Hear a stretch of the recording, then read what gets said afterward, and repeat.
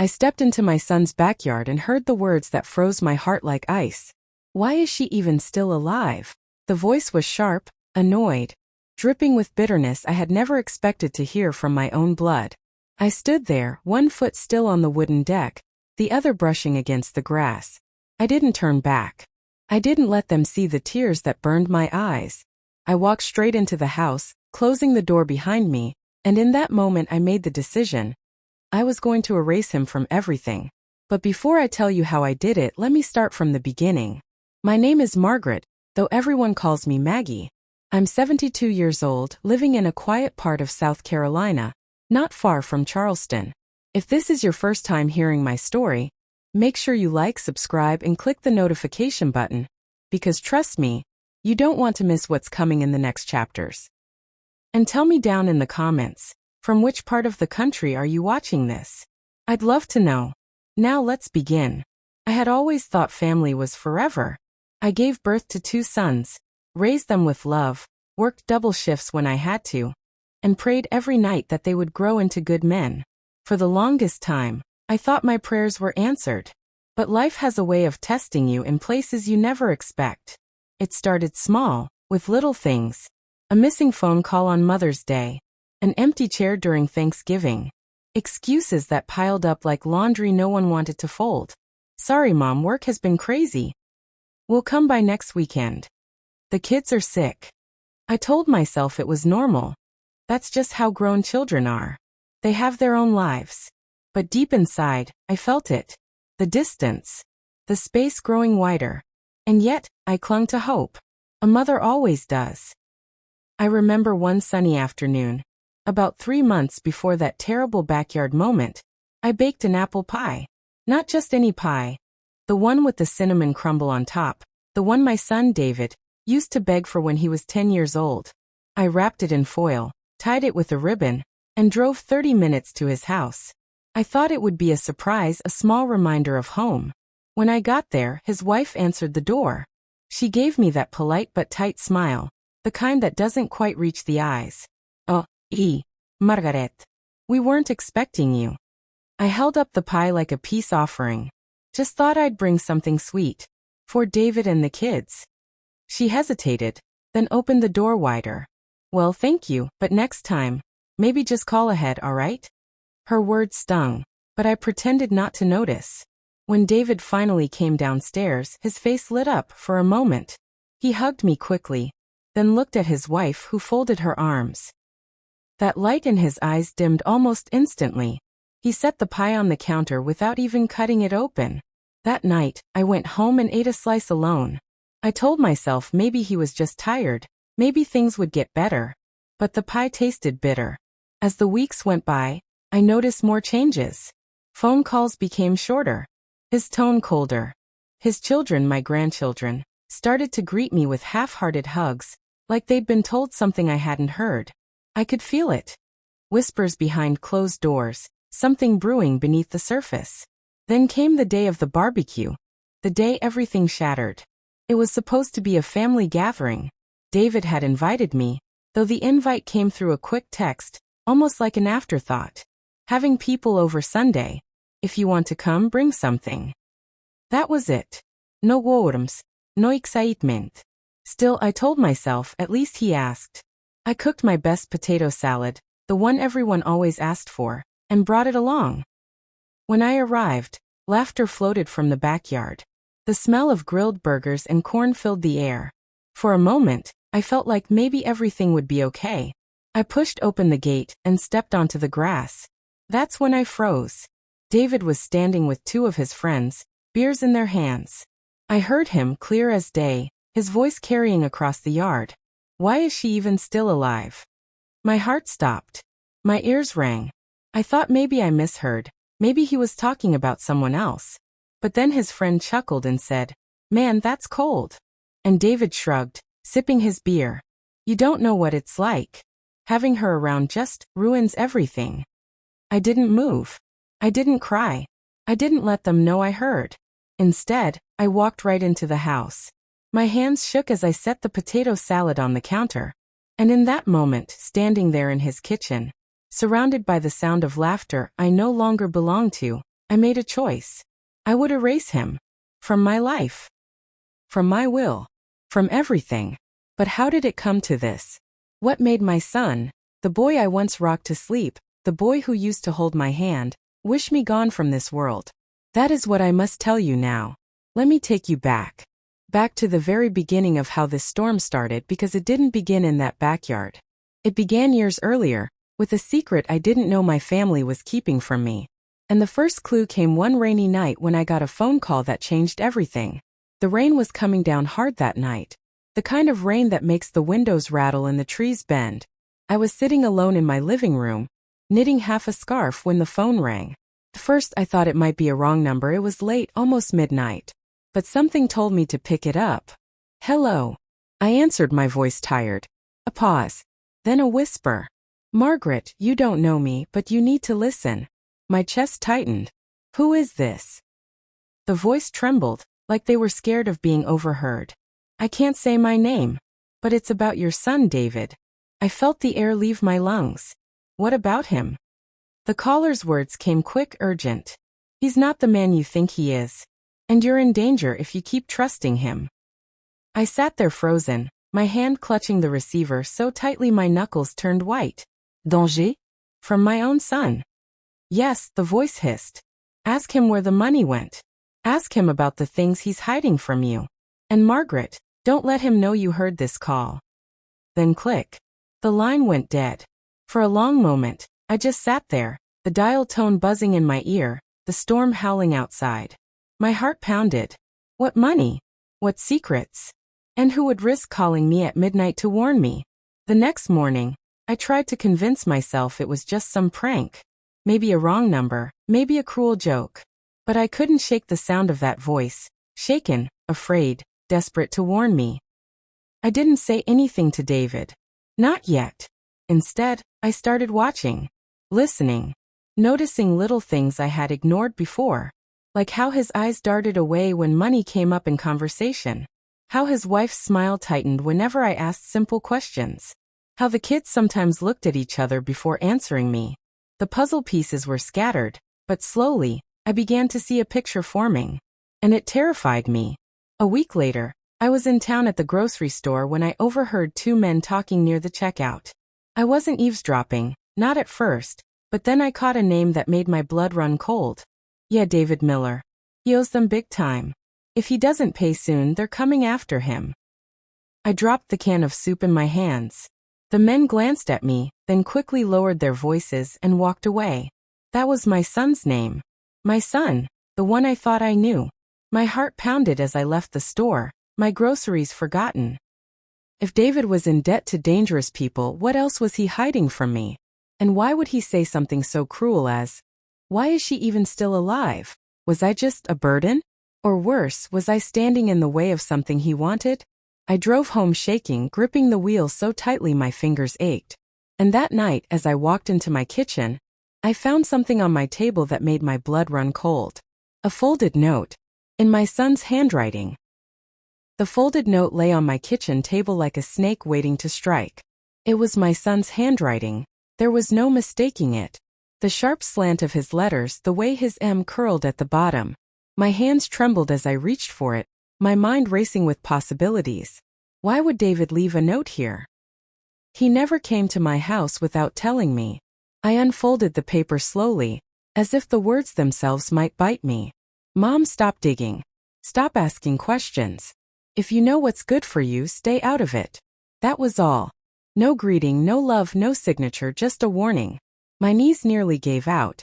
I sat down hard at the table, staring at the words over and over until they blurred. My own son had left this. My son warning me like an enemy. I tried to convince myself there was another explanation. Maybe he meant something else. Maybe it was about his marriage or his job or just frustration. But deep down I knew. This was tied to that midnight phone call, to the men whispering in the grocery store, to the cruel words in the backyard.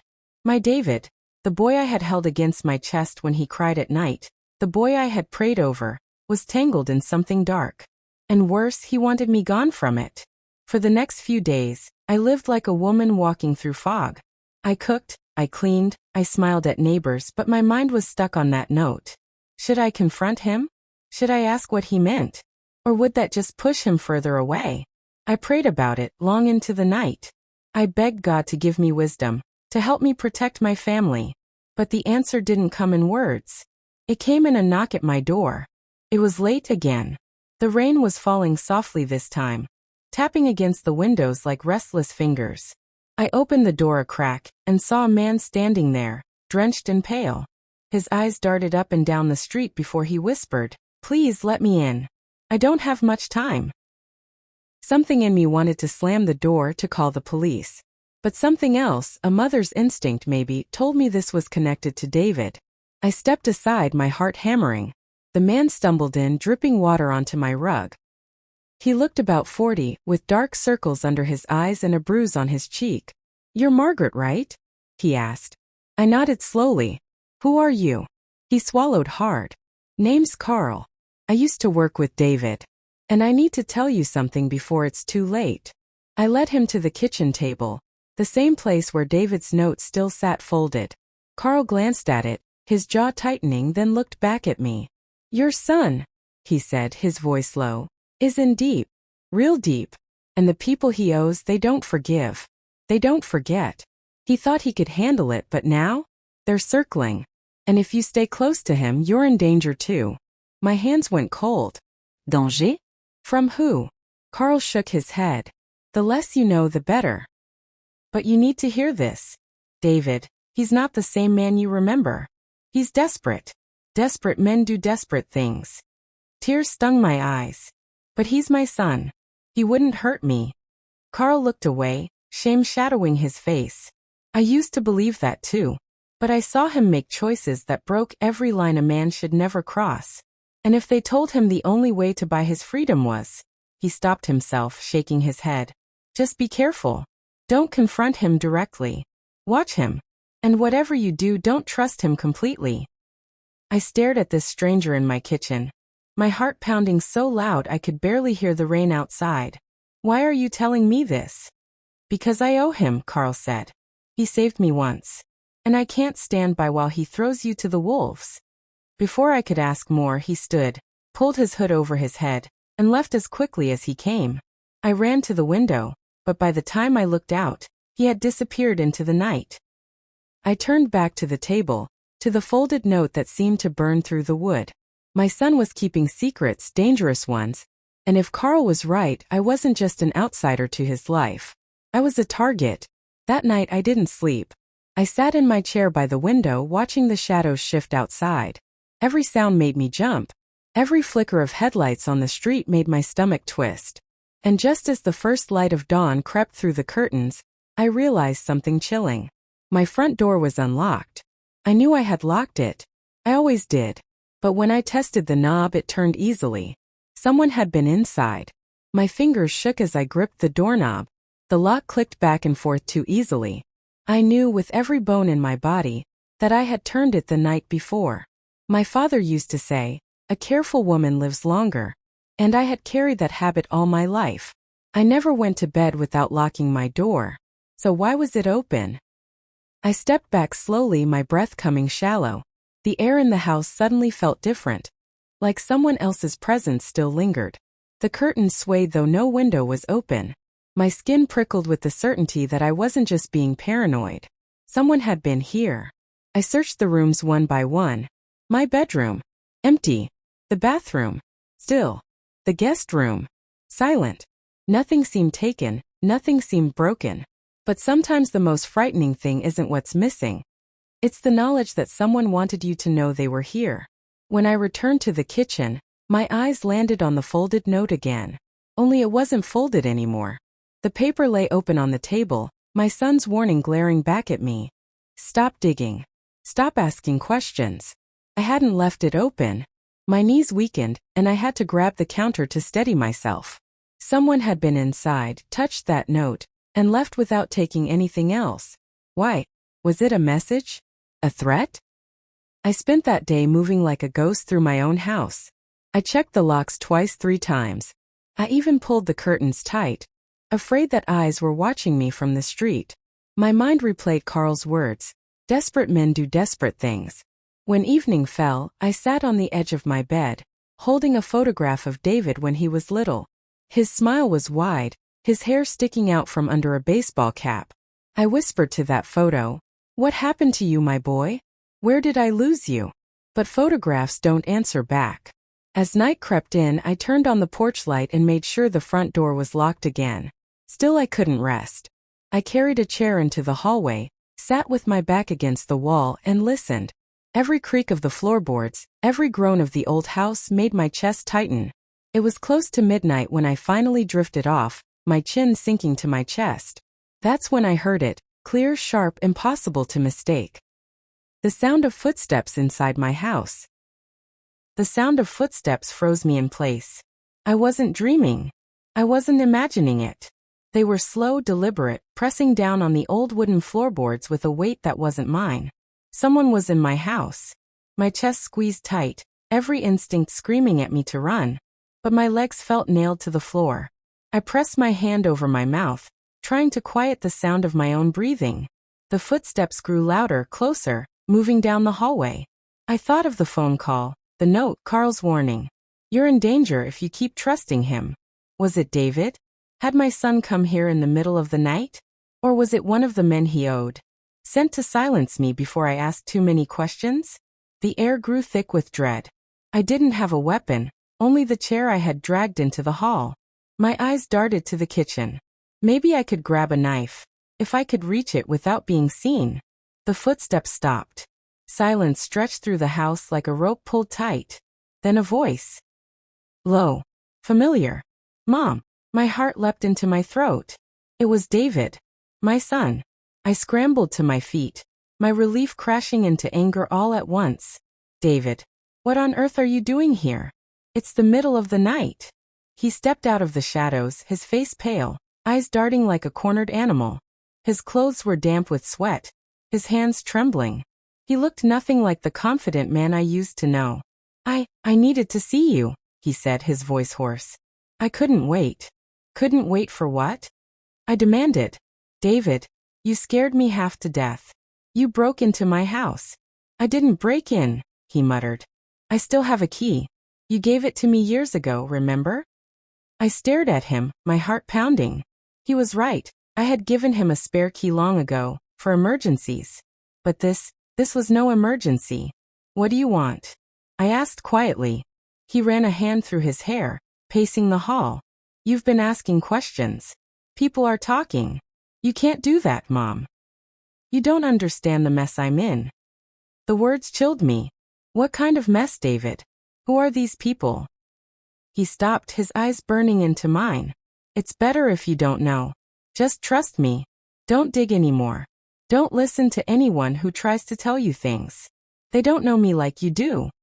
His words echoed the warning in the note. My hands clenched into fists. If you didn't want me to dig, then why leave a note on my table? Why sneak into my house in the middle of the night? "David, do you even realize how frightening this is?" He froze. For a moment his mask slipped. His jaw tightened, his eyes flickered with something dark, something I couldn't read. "I didn't leave you any note," he whispered. The silence that followed was louder than thunder. My heart thudded in my ears. "What did you just say?" "I never wrote a note," he repeated, his voice firm. "I don't know what you're talking about." My knees nearly buckled. The folded warning on my table. The one in his handwriting. If he didn't write it, then who did? And why? Before I could speak, David reached for my arm. "Mom, you have to stop. For your own safety. Promise me you'll stop asking questions." I pulled away, my body trembling. "David, I don't even know who you are anymore."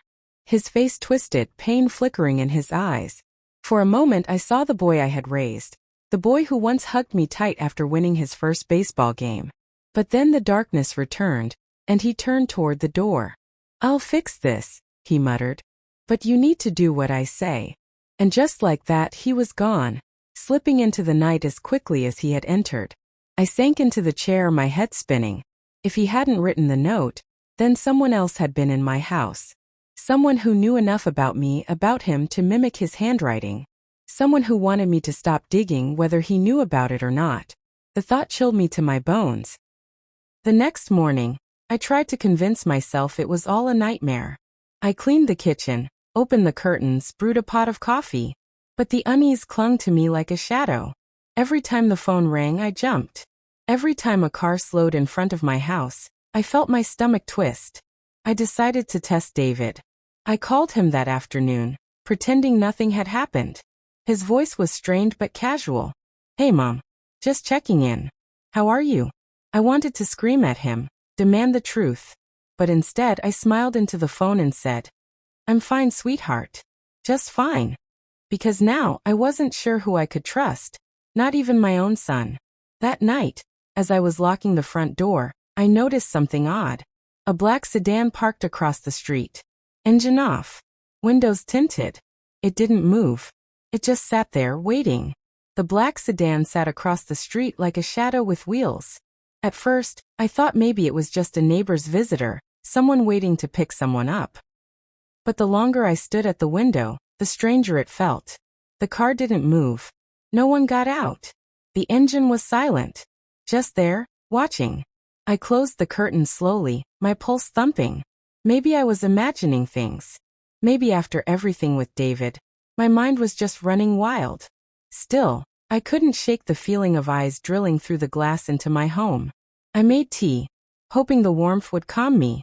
I even turned on the television, though I couldn't tell you what was playing. My eyes kept darting to the window. When I finally gathered the courage to peek out again, the sedan was still there. Hours passed. At one point, I switched off the lights in the living room and hid in the shadows, just to see if anyone moved. Nothing. It was as if the car itself had been placed there to unnerve me. By midnight, exhaustion weighed down my eyes, but fear kept me awake. I crept into my bedroom, pulling the curtains tight. I whispered a prayer, begging God for safety, for answers, for a sign.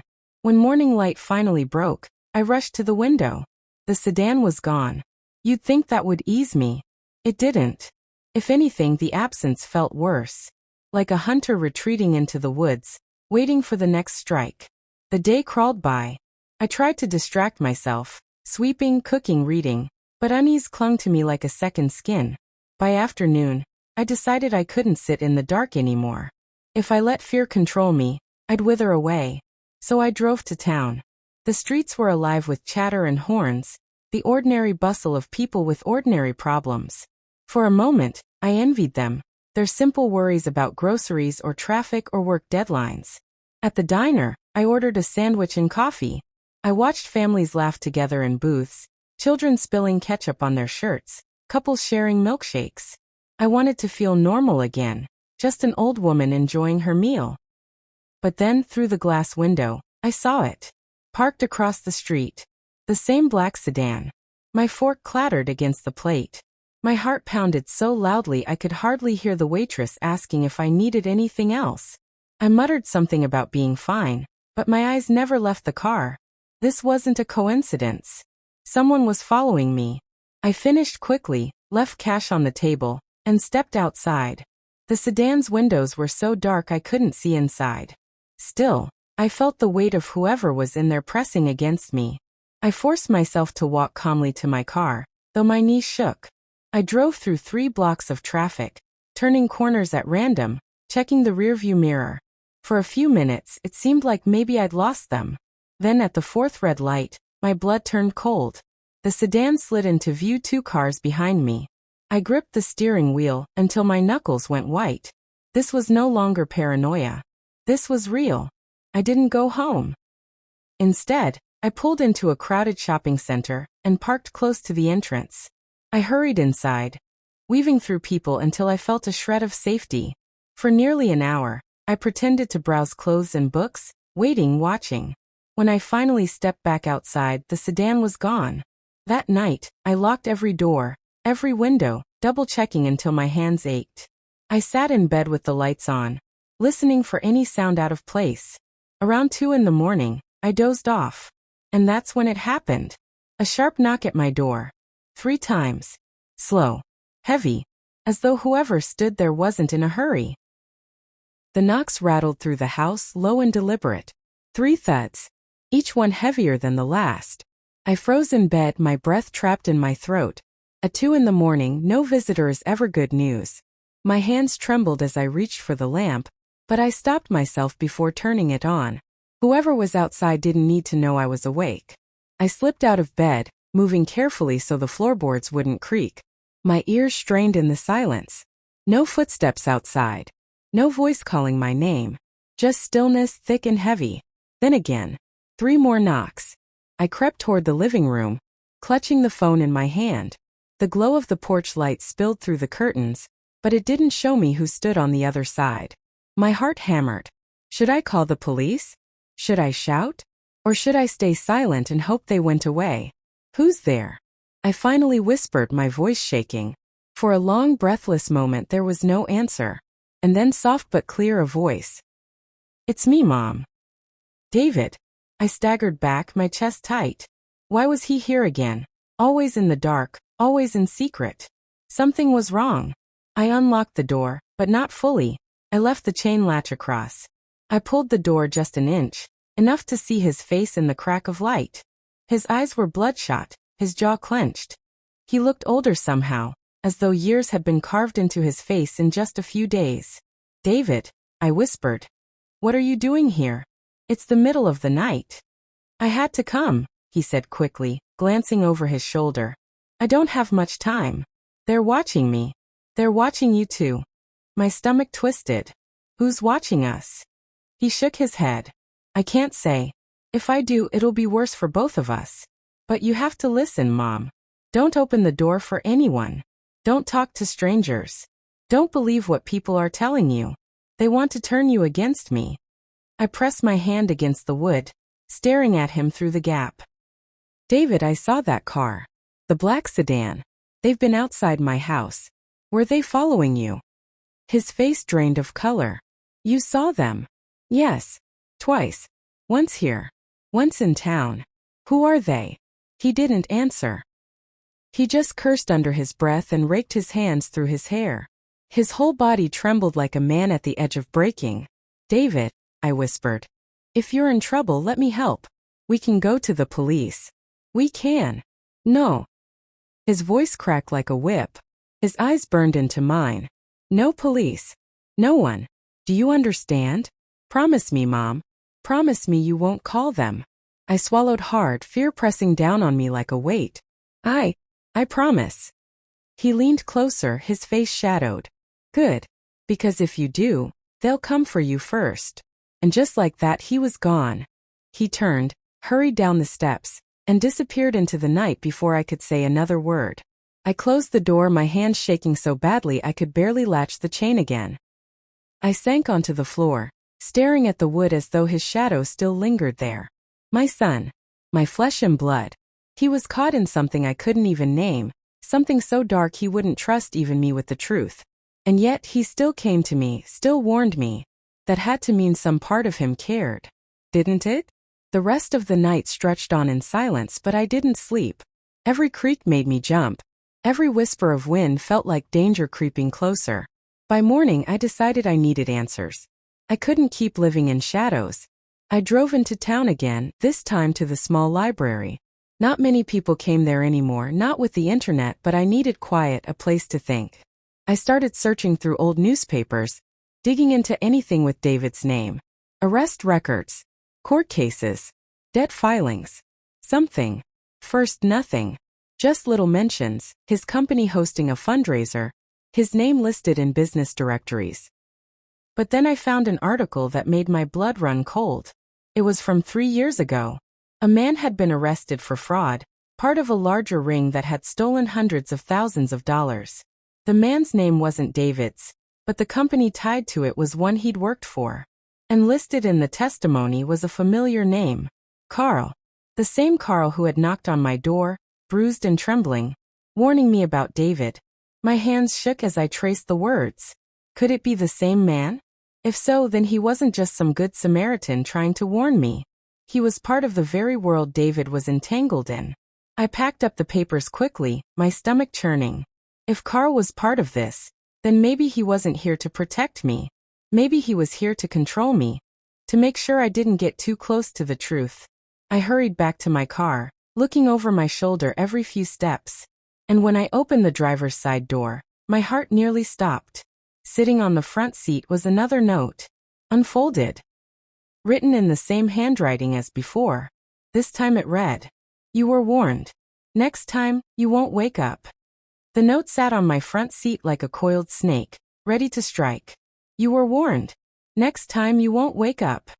My breath caught in my chest. My hands hovered above it, too afraid to even touch the paper. Whoever had left it hadn't just followed me into town. They had gotten close enough to open my car. Close enough to leave me a message meant to crawl under my skin. I slammed the door shut and locked it, my fingers trembling as I started the engine. My eyes darted to the mirrors, scanning the parking lot. People moved in and out of stores. Cars came and went. But to me, every stranger's glance felt loaded with menace. I drove home with one eye on the rearview mirror. Every black car that passed made my stomach twist. Every slow turn behind me felt like a threat. By the time I pulled into my driveway, my knuckles were white from gripping the steering wheel. Inside, I laid the note on the table next to the first one, staring at them both. They looked identical, both written in David's handwriting, but he had sworn he never wrote the first. And if he didn't write this one, then who was pretending to be him? I pressed my forehead against my hands and whispered, "Lord, what do I do?" The silence that followed was heavy, but my gut gave me the answer I didn't want to admit. Whoever left these notes wanted me afraid, silent, and isolated. They wanted me to doubt my own son, to feel trapped until I broke. But I wasn't ready to break. Not yet. That evening I cooked a small dinner, mashed potatoes and chicken, though I barely touched it. I kept the television on for background noise, hoping it would drown out the storm in my head. Still, my mind wandered back to the faces I'd seen in town. The shadow of the sedan, Carl's warning, David's haunted eyes. Somebody was weaving lies around me, and I was caught in the middle. By midnight, exhaustion pulled at me, but I couldn't rest. I checked the locks twice, then a third time. I pulled a chair to the hallway again, just like before. My body ached, but my spirit felt wired, alert. The house was quiet. Too quiet. Around 2 in the morning, I heard it, faint, almost hidden beneath the hum of the refrigerator. A soft scrape, like metal against metal. I held my breath. It came again. The sound of a key turning in my front door. My heart slammed in my chest. Someone had a key. Someone was inside my house. The sound of the key sliding into the lock froze me in place. My breath caught in my throat. I gripped the chair I had been sitting on, my heart pounding so loudly I was sure whoever stood at the door could hear it. Click. The tumblers shifted, metal scraping against metal. The handle jiggled softly, as though whoever held the key didn't want me to know they were there. But I knew. I crouched low in the hallway, my hands trembling. My mind screamed at me to call the police, but David's warning echoed inside me. No police. If you do, they'll come for you first. So I waited, frozen, my body pressed against the wall. The door eased open slowly, carefully. A thin strip of moonlight spilled across the floor as the figure slipped inside. At first, all I saw was a shadow, tall, broad-shouldered, moving quietly as though it had done this before. Then the figure stepped fully into the light. It was David. David.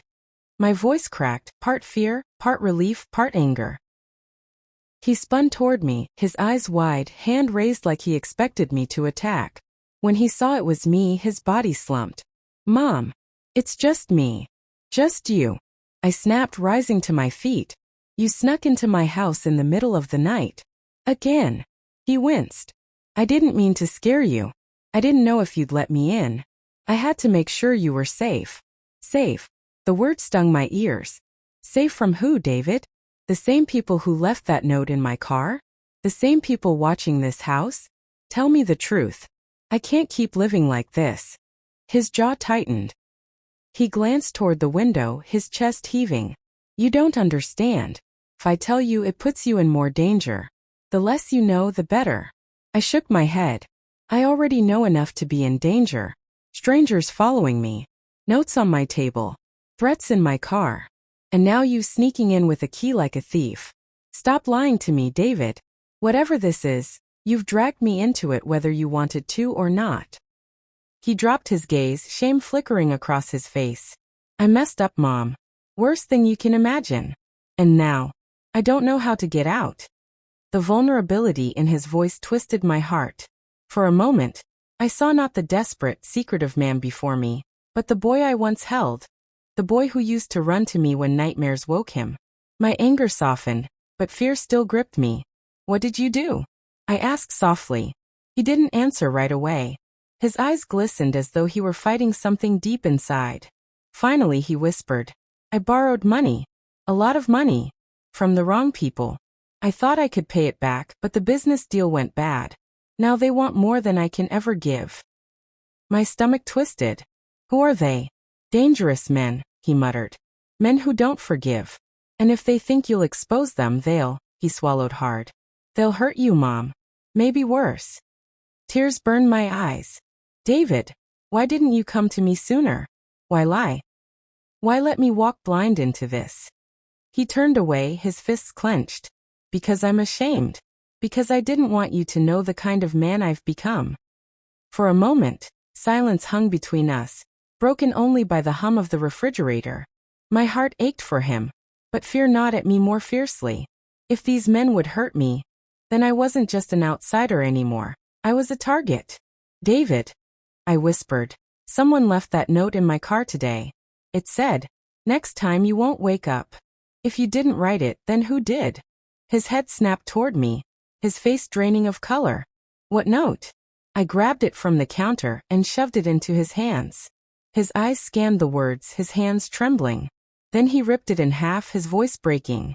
This isn't me. I swear it. They're trying to scare you. They're trying to break you so you won't stand in my way. In your way? I echoed. He pressed his hands against his face. I told them you didn't matter. That you weren't involved. But they don't believe me. They think you know something. They think.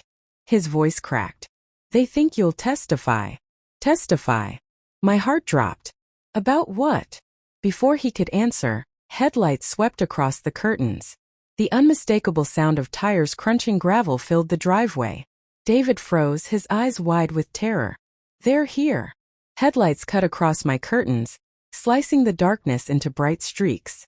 David froze in the middle of my kitchen, his face pale, his body stiff as stone. They're here.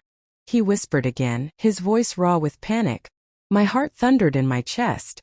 Who's here, David? Who? He didn't answer. He just pressed a finger to his lips, urging silence. Then he crept to the window and pulled the curtain back just an inch. I held my breath. A black SUV sat in my driveway, engine still running. Two figures stepped out. Both were tall, dressed in dark coats, their movements calm and deliberate, like men who knew they were feared. They didn't rush. They didn't knock. They simply walked toward my front porch as though the house already belonged to them.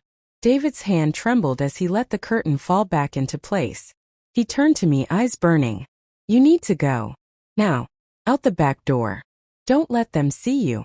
My throat tightened. And what about you? I'll handle it, he said. If they think you're gone, maybe they'll leave me be. The way he said it told me even he didn't believe it. The knock came loud, heavy, shaking the walls. Not polite. Not patient. David Miller, one of them called, his voice deep and sharp. We need to talk. David grabbed my shoulders, his grip desperate. Please, Mom. Go. I'll buy you time. Tears blurred my eyes. I wanted to refuse, to stand my ground, to protect him like I had all his life. But the fear in his voice told me this was bigger than both of us. I slipped through the back door, my hands shaking as I crept into the yard. The night air was cold against my skin, and every shadow felt alive. I ducked low, moving along the side of the house, careful not to make a sound. From inside, muffled voices rose. The men were inside now. My son was facing them alone. I paused by the garden, pressing my back against the wall. My chest ached as I listened. Where's the money, David?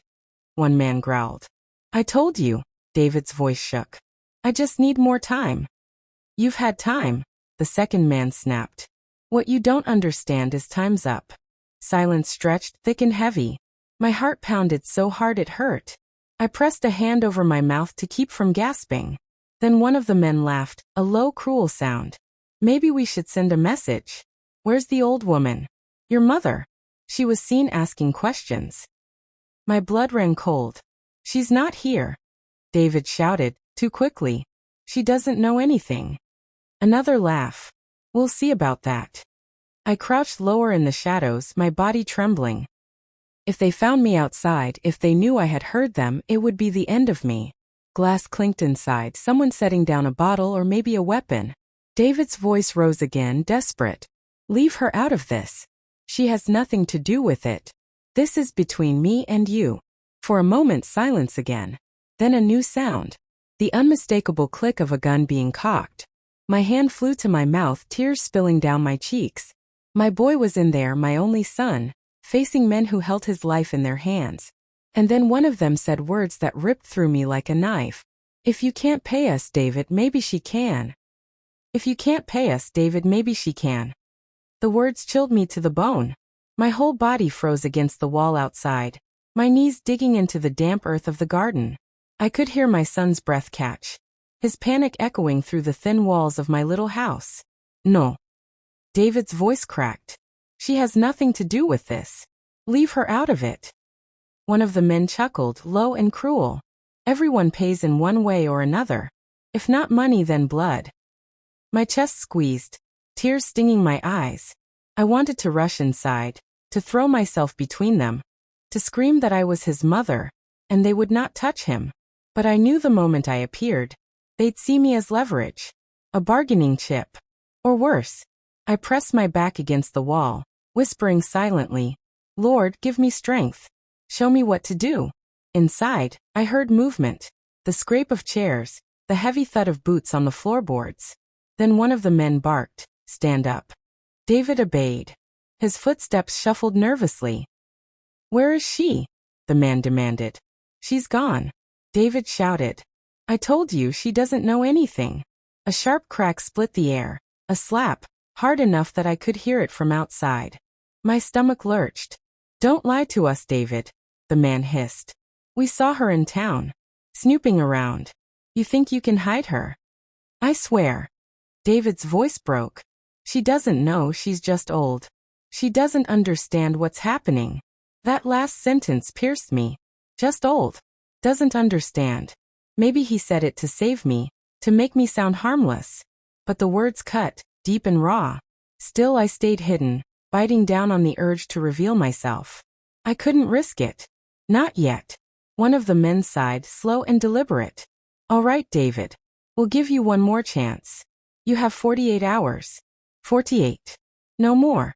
If we don't have the money by then, we'll collect in another way. And trust me, you don't want us knocking on your mother's door again. The floor creaked as they turned.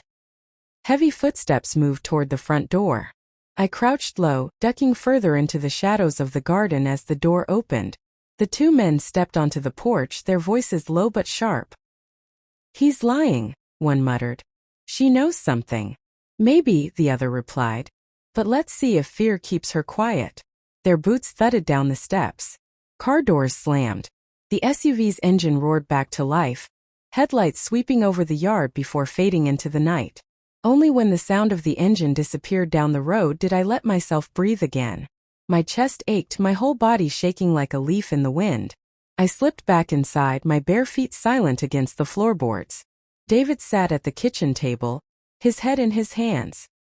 His cheek was red where the slap had landed. When he looked up and saw me, his eyes filled with both relief and shame.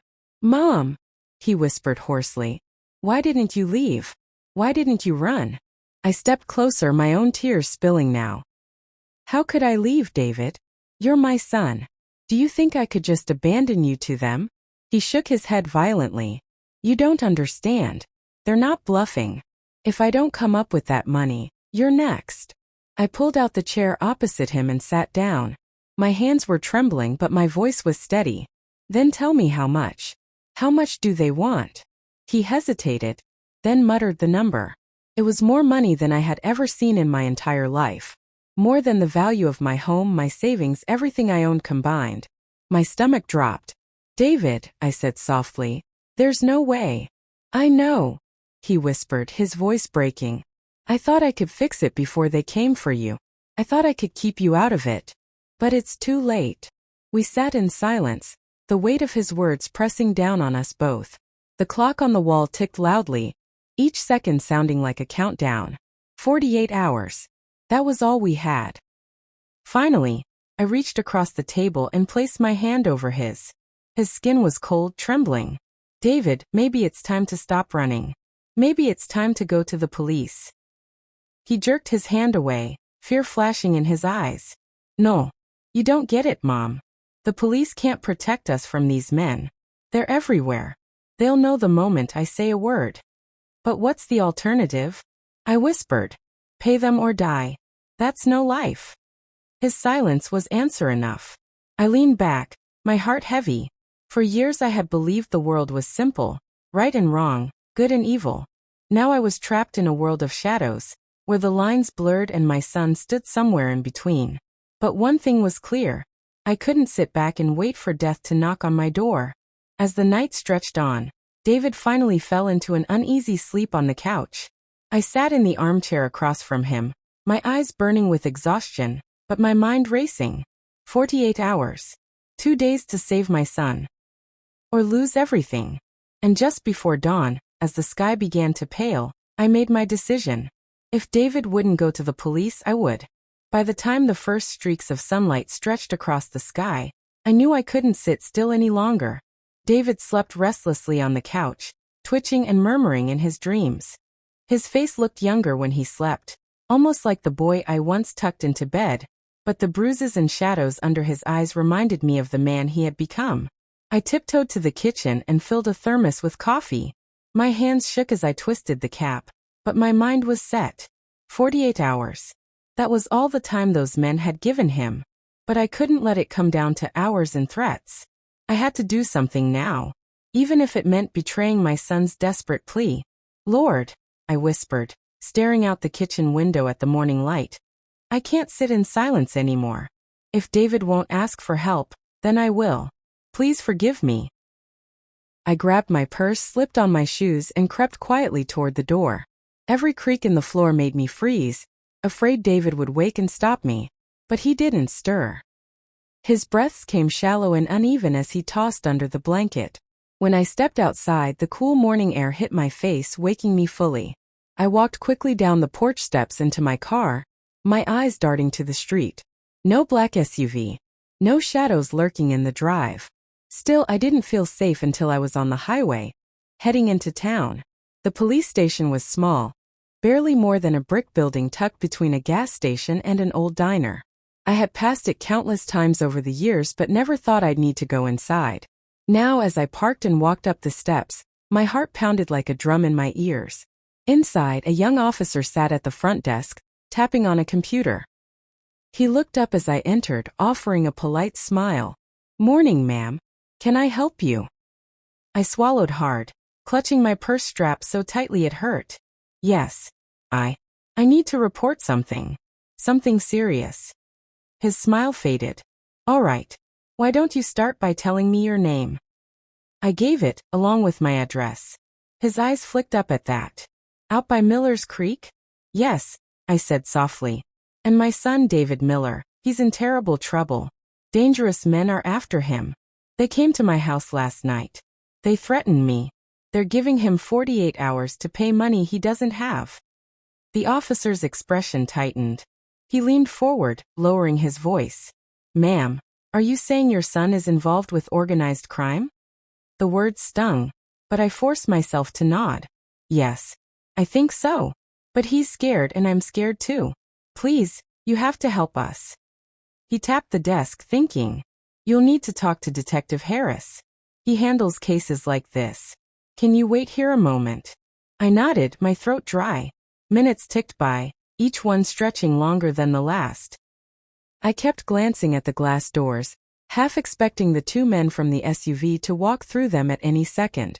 Finally, a tall man in a gray suit appeared, carrying a folder under his arm. His hair was peppered with gray, and his eyes were sharp. He introduced himself as Detective Harris and guided me into a small office. Now, he said gently once the door was closed, tell me everything. Start from the beginning. And so I did.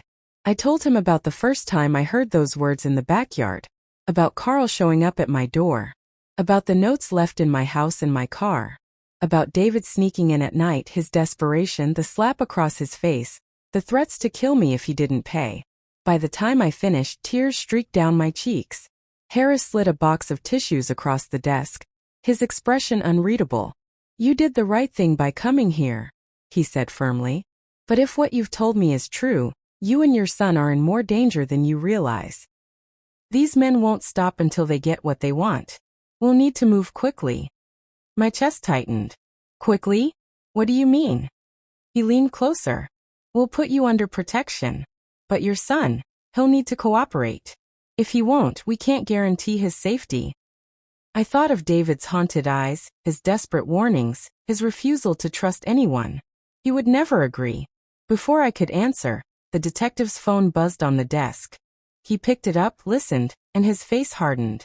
Then he looked at me, voice grave. "Ma'am, someone just reported a break-in at your address. Your son might be in danger right now." The word slammed into me like a punch to the chest. "A break-in?" I gasped, gripping the arms of the chair. "At my house? But David, he's still there." Detective Harris stood, his jaw tight. "Stay calm, ma'am. We'll handle it. You're staying here." I shot up to my feet. "No, you don't understand. That's my son. I can't just sit here while something happens to him." His eyes softened, but his tone was firm. "If you walk into this, you could both end up dead. Let my team do their job." I wanted to argue, to fight, but the weight of his gaze silenced me. He barked into his radio, summoning units. Within minutes, 2 patrol officers joined us. Harris turned to me, lowering his voice. "I'll take you in my car. But you stay in the vehicle. Do you hear me? No heroics." I nodded, though my heart screamed otherwise. The ride to the house felt endless. Sirens wailed faintly ahead of us, the morning light already too bright for such dark news. My stomach churned as familiar landmarks blurred past the window. All I could think about was David, his pale face, his fear, the way he had begged me not to involve the police. Would he see this as betrayal? Would he hate me for it? But fear outweighed doubt. I needed him alive, even if it meant he turned his back on me. When we pulled onto my street, my blood ran cold. My front door hung wide open, swinging slightly in the breeze. One of the windows was shattered, glass glittering across the porch. 2 squad cars blocked the driveway, lights flashing silently. Officers moved around the yard, weapons drawn. Harris stopped the car several feet away. He turned to me. "Stay here." I pressed my palms to the dashboard, trembling. "Please just bring him out safe." He gave me a short nod before stepping out. I watched helplessly as the officers advanced toward the house. They shouted warnings, voices sharp and commanding. Seconds dragged into eternities. Then movement. 2 men burst from the side of the house, sprinting toward the woods that bordered the property. The officers shouted, guns raised. Shots cracked through the air, sharp and terrifying. One of the men stumbled, falling hard into the grass. The other vanished into the trees. My body jolted with every gunshot, tears blurring my vision. But there was no sign of David. I couldn't sit still any longer. Against Harris's orders, I shoved the door open and ran toward the house. "Ma'am, stop!" an officer shouted behind me, but I didn't care. My feet carried me up the porch steps, over the broken glass, through the doorway that no longer protected me. Inside, the living room was a mess. Cushions slashed, drawers yanked out, papers scattered like leaves in a storm. The men hadn't come for things. They'd come to send a message. "David!"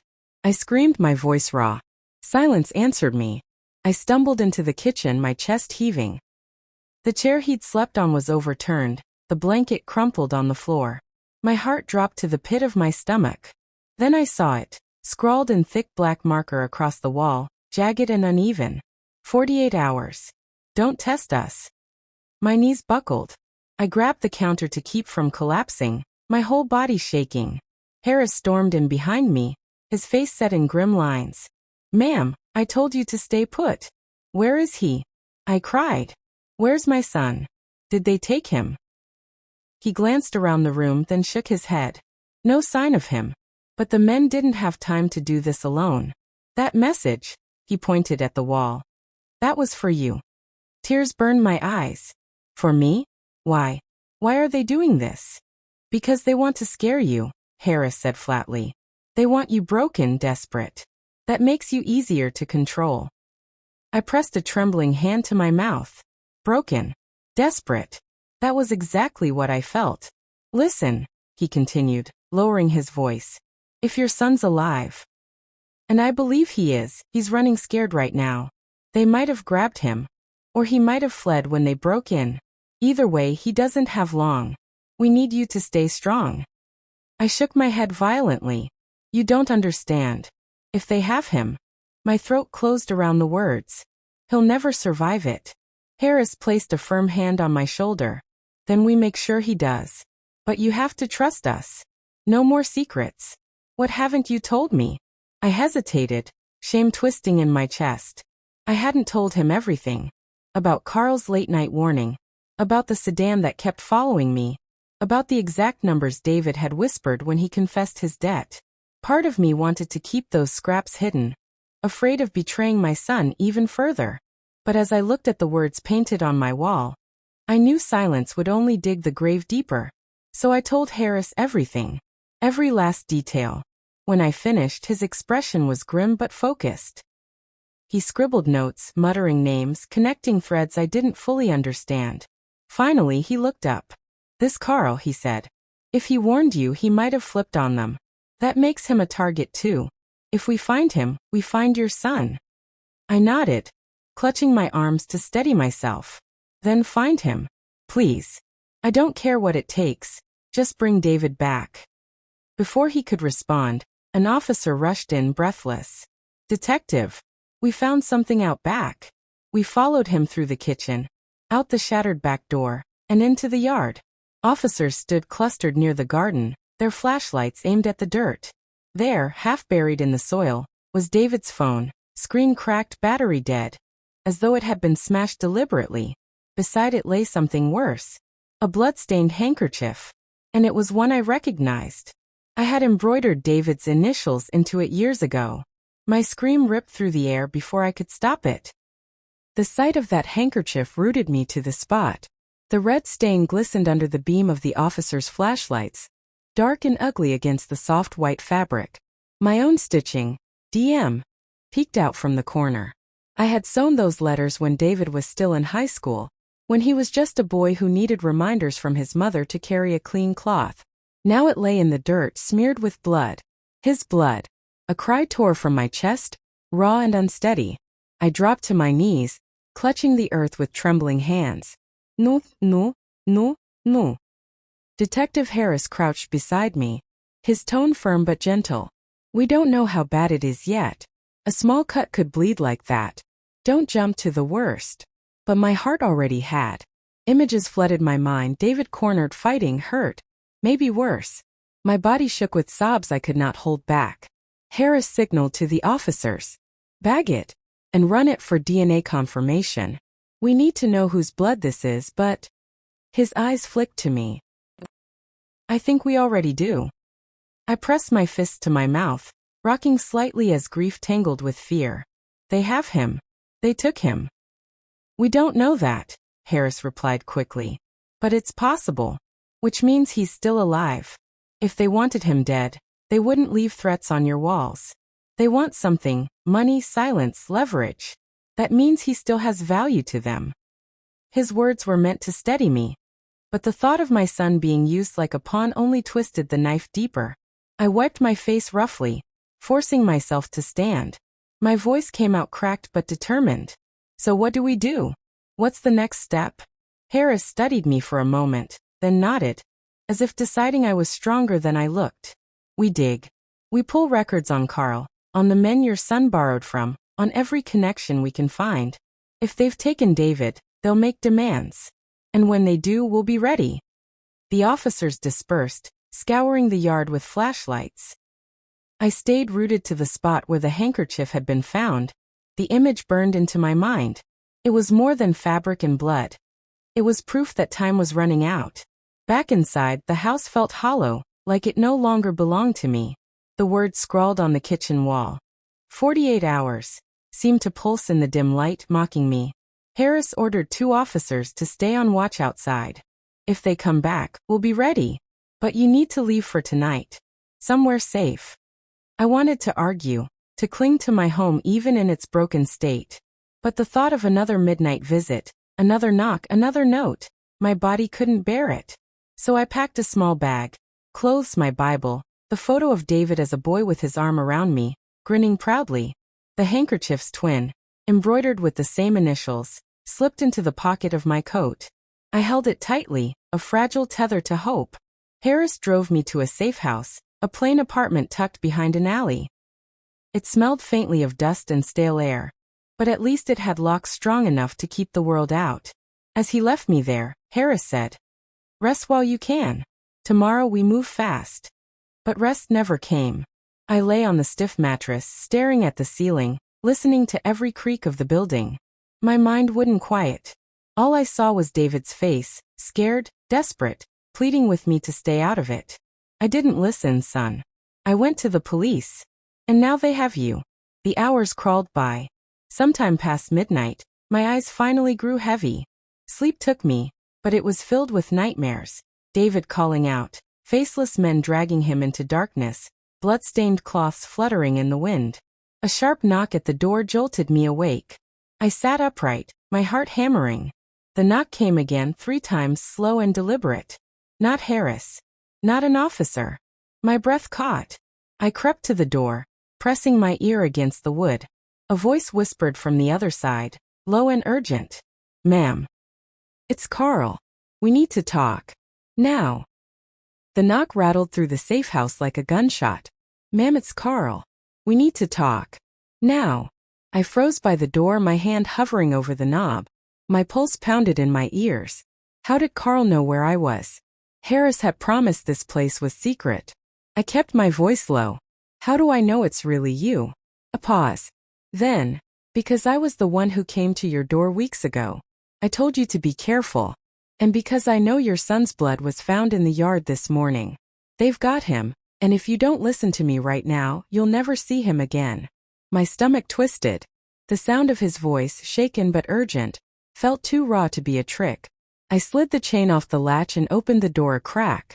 Carl stood there, looking worse than before. His left eye was bruised purple, his clothes wrinkled and damp from the night air. He held his cap in his hands, twisting it nervously. I pulled the door open wider. "How did you find me?" "They're watching everything," he said quickly. "Phone, streets, even the police. But I know their patterns. I've been in their circle before. I know how they think." His eyes darted around the hallway. "Please. We don't have time. Let me in before someone sees me." I hesitated only a moment before stepping aside. Carl slipped inside, shutting the door behind him. His shoulders sagged as though the weight of the world pressed down on him. "They've got David," he said bluntly. "They took him after the break-in. He's alive for now, but they'll use him until he's bled dry. Unless we act." I gripped the edge of the table to steady myself. "Then tell me what to do. Please, Carl. Help me save my son." He nodded grimly. "There's one way. But it's dangerous for both of us. Maybe worse than dangerous. Tell me anyway." Carl pulled out a crumpled sheet of paper from his pocket and laid it on the table. It was a rough map, streets drawn with shaky lines, an old warehouse circled in red. "This is where they keep people when they want leverage. It's not just David. There are others too, people who cross them, people who owe.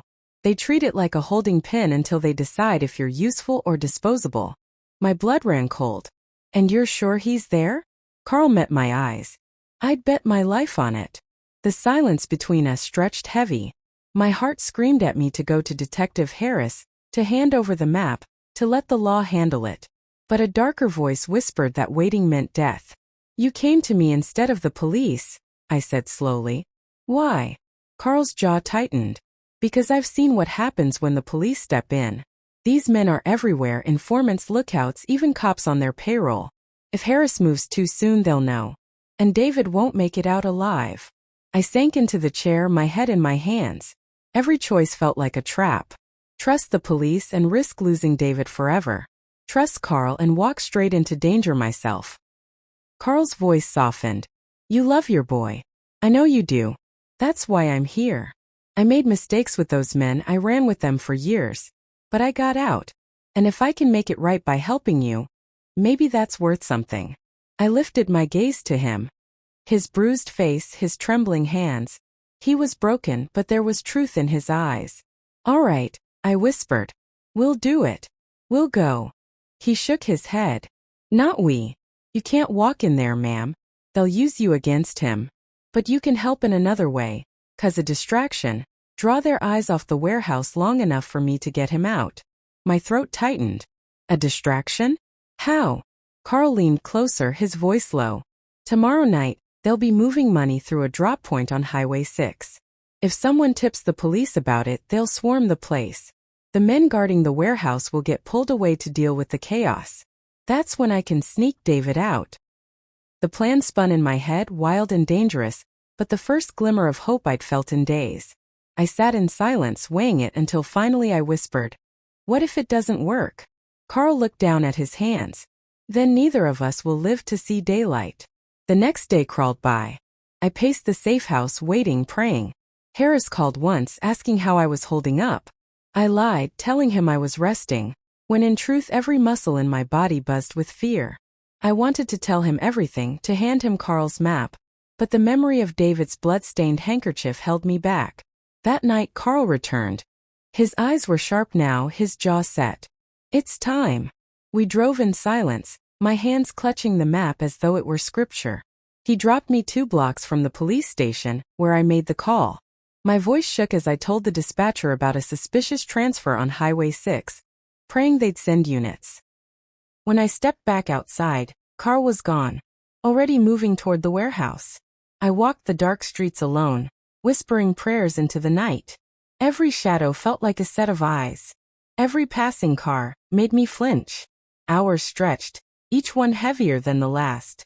Then, sometime after midnight, the phone in the safe house rang. I snatched it up, breathless. Hello. Carl's voice came through, strained but urgent. I've got him. He's alive. But they're on our tail. We're coming your way. Be ready. My knees buckled, relief flooding me. My boy alive. But then I heard shouting in the background, the screech of tires, the crack of gunfire. Carl. I cried. What's happening? His voice came back, ragged. No time. Just believe in him, ma'am. Believe in your son. The line went dead. I stood frozen, the dial tone buzzing in my ear, my heart hammering. And then from outside, I heard it, the roar of an engine pulling into the alley. Tires screeched, doors slammed, footsteps pounded. I ran to the window and saw them. David, stumbling but alive, leaning against Carl as they rushed toward the building. Blood smeared his shirt. His face pale but determined. Behind them, headlights blazed. Another car skidded to a stop, men spilling out with weapons drawn. Carl shouted something I couldn't hear. David lifted his head, his eyes locking on mine through the glass. Mom, he shouted, his voice hoarse but strong. Then the night erupted in gunfire. The end.